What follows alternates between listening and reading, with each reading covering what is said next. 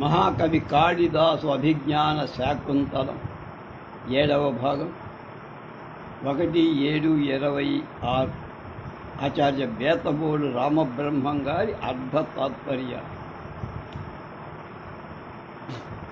ఏనుగు కలవరం చేస్తోంది, ఆ గురించి ఆ సంఘటన చెప్తున్నాడు. రాజు ససంభ్రమం గచ్చంతు భవత్యః వయం అస్యాశ్రమపీడా యథా న భవతి తథా ప్రయతిష్యామ సర్వతిష్టంతు ఉత్తిష్టంతి. అందరూ లేచారు. సఖ్యవులు అంటున్నారు, ఆర్య అసంభావిత అతిథి సత్కారం భూయోపి ప్రేక్షణ నిమిత్తం లజ్జామహి ఆర్యం విజ్ఞాపయితం. రాజు మామైవం దర్శనేనైనాత్ర భవతీనాం పురస్కృతోస్మి. శకుంతల అభినవ కుశసూచి పరీక్షతౌ మే చరణౌ కురవక శాఖాపరిలగ్నంచ మే వల్క తత్ ప్రతిపాలయతం మాం యావదేతత్ మోచయామి. గచ్చంతు భవితవ్యం, వెళ్ళండి వెళ్ళండి మీరు. వయం అపి మేమేము ఆశ్రమపీడా యథా న భవతి, ఆశ్రమానికి వచ్చే పడిన ఇబ్బంది తొలగేటట్లుగా ప్రయత్నం చేస్తాం. అందరూ వెళ్తారు, లేచారు. అసంభావిత ఆర్య మాంజుడ అసంభావిత అతిథి సత్కారం, చెయ్యబడని అతిథి సత్కారం కలవాడినైన ఆర్యం మాంజుడువైన నేను భూయః మరొక్కసారి ప్రేక్షణ నిమిత్త దర్శనం కోసంగా విజ్ఞాపయితం అభ్యర్థించటానికి లజ్జామహి, నేను సిగ్గుపడు. అంటే మీరు ఆ ఏనుగు పేడని వదిలి మళ్ళా ఆశ్రమానికి వచ్చి మా ఆతిథ్యం తీసుకో. ఇప్పుడు నీకు అతిథి సత్కారం చెయ్యలేదు, మరోసారి దర్శనం ఇవ్వండి. మళ్ళీ ఎలా కోరగలం, సిగ్గుపడుతున్నాం అంటాను. మా ఏవ వద్దు అలా అనకండి. అత్ర భవతైనాం మాంజురాండ్రైనవి దర్శనేన దర్శనమాత్రంతో పురస్కృత అది నన్ను సత్కరించబడిన వాడిని అయిపోయి. మే నా చరణెవు పాదాలు అభినవ కొత్తగా మొలచిన కుశసూచిక దర్భల మొనల పరీక్షితో గాయపడి మే నా వల్కలం నారచీర కురవక శాఖ ఎర్ర గోరింట కొమ్మల పరిలగ్నంచా తగులు కొని తత్ అందుకని ఏతద్దీన్ యావత్ మోచయ విడిపించుకునేంతదా మాం నన్ను ప్రతిపాలయత్. మీరిద్దరూ నిరీక్షించండి. ఇది కాళిదాస గ్రంథావళి ప్రతిలోని అధిక పాఠం. ఎవడో రాశాడు. శకుంతల రాజా దుష్యంతుని విలోకయంతి చూస్తూ సవ్యాజం ఏదో ఒక విలమ్య ఆలస్యం సఖీభ్య చెలికత్తనిద్దరితో నిష్కృత వెళ్ళిపోయి.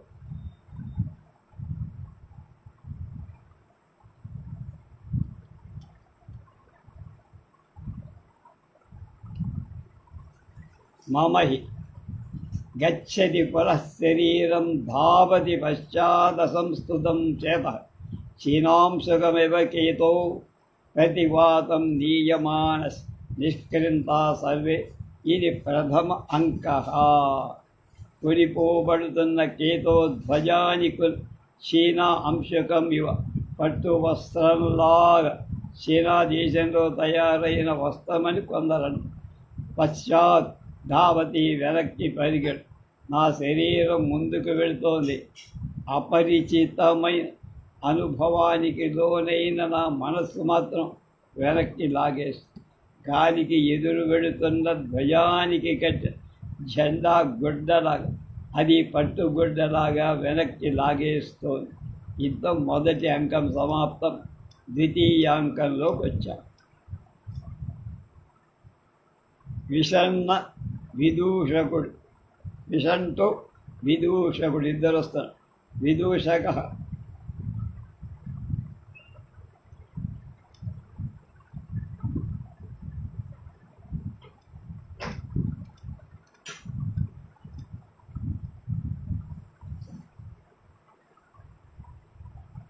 ఏసో బాణాసన చిత్తానాం జనహీనం వనపు పూతాధాడి పడి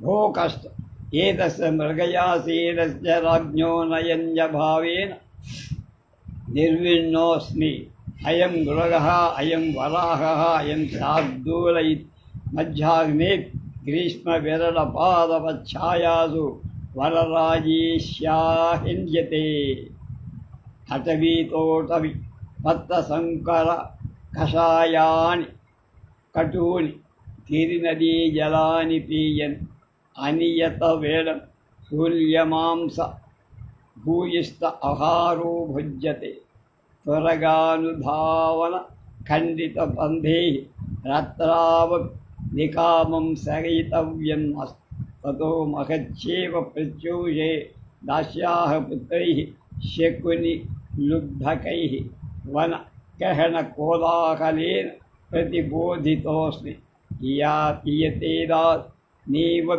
పీడాన నిష్క్రామత్ తతో గండస్యోపరి పితకః సంవృత్తః హ్యః కిరస్మాను అవహీనేషు తత్ర భవతో మృగానుసారేణాశ్రమపదం ప్రవిష్టస్య తాపసకంజకాశకుంతలామమాధంజతయా దర్శిత సాంప్రతం నగరగమనస్య మనః కథమపి న కరోతి అద్యాపి తస్య తామేవ చింతయతో క్షణో ప్రభాతమాసీత్ కా గతి యావత్తం కృతాచార పరిక్రమం పశ్యామి ఏష బాణాన్ సహస్తాభి అవ్య వనీభిర్వనపుష్ప మాలాధారిణీభి పరివృతః ఇవ ఏవా గచ్చతి ప్రియం పయస్య భవతు.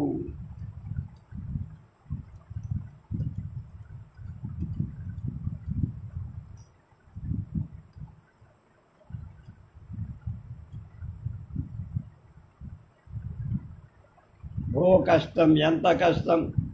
ఏతస్య ఈ మృగయాసీనస్య వేట పిచ్చి గలవాడే రాజ్ఞః దుష్యంత మహారాజు వయస్య భావే మిత్రుణ్ణి కావటంచే నిర్విన్నః అస్మి.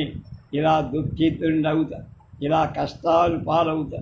అయం ఇదిగో మృగాలే, అయం వరః ఇదిగో అడవిపతి, అయం శార్దూల ఇదిగో పులి ఇది అంటూ మధ్యాహ్నే మిట్ట మధ్యాహ్న వేళ కూడా గ్రీష్మ ఋతువు కారణంగా విరళ పలచబారి పాదప చెట్ల ఛాయ నీడలు కలవైన వనరాజి అరణ్య సమూహాలలో అటవీత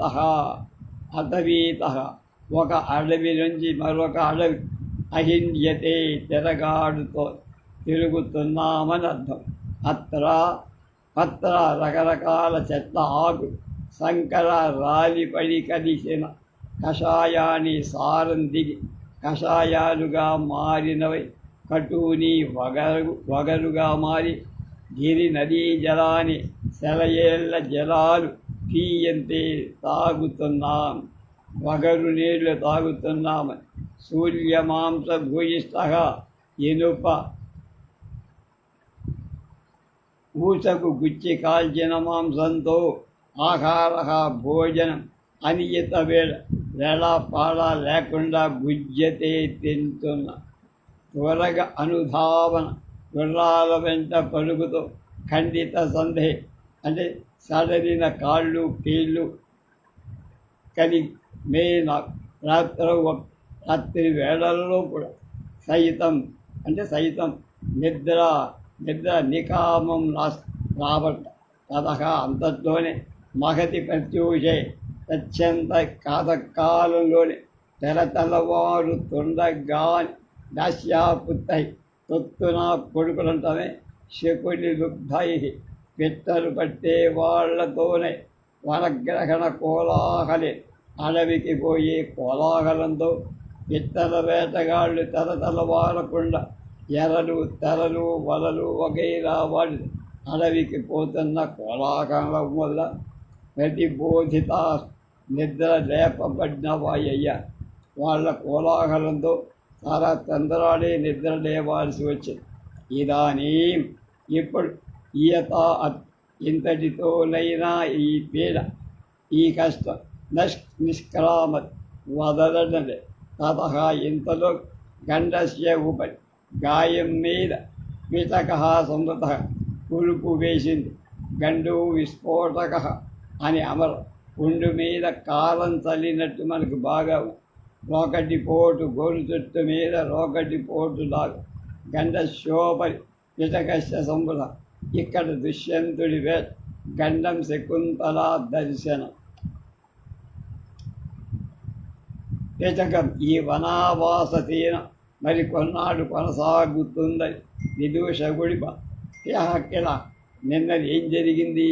అశ్యాసు అవహీనేషు నీవు వెంట లేకుండా ఒంటరిగా మృగానుసారి ఒక లేడిని వెంబడిస్తూ ఆశ్రమ పదం ప్రవిష్ట కణ్వాశ్రమంలోకి ప్రవేశించిన తత్ర భవత ఈ మాన్యుడికి దుష్యంతుడికి మహారాజు దుష్యంతు తాపస కన్యక ఒకనొక ముని కన్యా శకుంతల నామధారి మామ అధ్యక్ష అధన్యతయ నా దురదృష్టం కొద్ది దర్శిత కనపడింది ఆయన.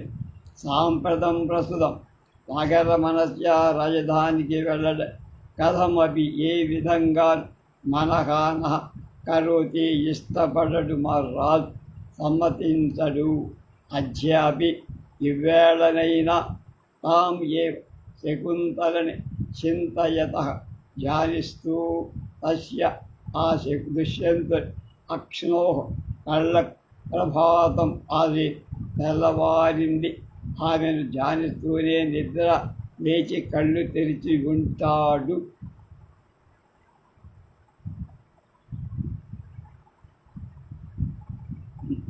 నేన అక్ష్ణో కళ్ళ ప్రభాతం అది తెల్లారి కాగతి ఏద్దరా దారి. ఈ దురవస్థ నుంచి బయటపడటానికి ఏమిటి ఉపాయం? పరిచారకం నివర్తితం స్నానాది కార్యక్రమాలు వరుస కలవాడైన దుష్యంతుణ్ణి అలంకృతుడైన దుష్యంతుడి యావత్తు పశ్య ఇంతలో వెళ్ళి చూస్తా. ఏష ఇరుగు బాణాసన హస్తాది విండు చేతబడి వాళ్ళు వనపుష్పమాలాధారిణీవి అడవి పూల దండలు ధరించిన వాళ్ళు అయిన యవనీవి యవదేశ వనితల పరివృతుడైన వయస్య నా మిత్రుడు దుష్యంతుడు ఇతః ఏవ ఇటువైపే ఆగచ్చతి వస్తున్న రాజుగారి వెంట ఆయుధం మోసుకు వచ్చే స్త్రీ యవని అంట. చామరం మోసుకు వచ్చే స్త్రీ కిరాతి చామరధర యవని శస్త్రధారి ఇత్యుక్తం శబ్దార్ణవంలో ఉన్నాయి. భవతు కానీ అంగభంగ వికల ఇవ భూత్ అంగవైకల్యం సంభవించిన గాడిద వాడిద అయి స్థాస్యామి ఇక్కడే. ఇది ఏవం అపి నామ ఇలాగైన విశ్రమం ఈ పూట కాస్త విశ్రాంతి దొరుకుతుంది. అభేయ పొందుతానేమో వేటకు వెళ్లకుండా తప్పించుకోగలం అని నిలబడి ఉంటారు. ఇక ప్రవేశకం ప్రారంభం రేపు చూద్దాం దాని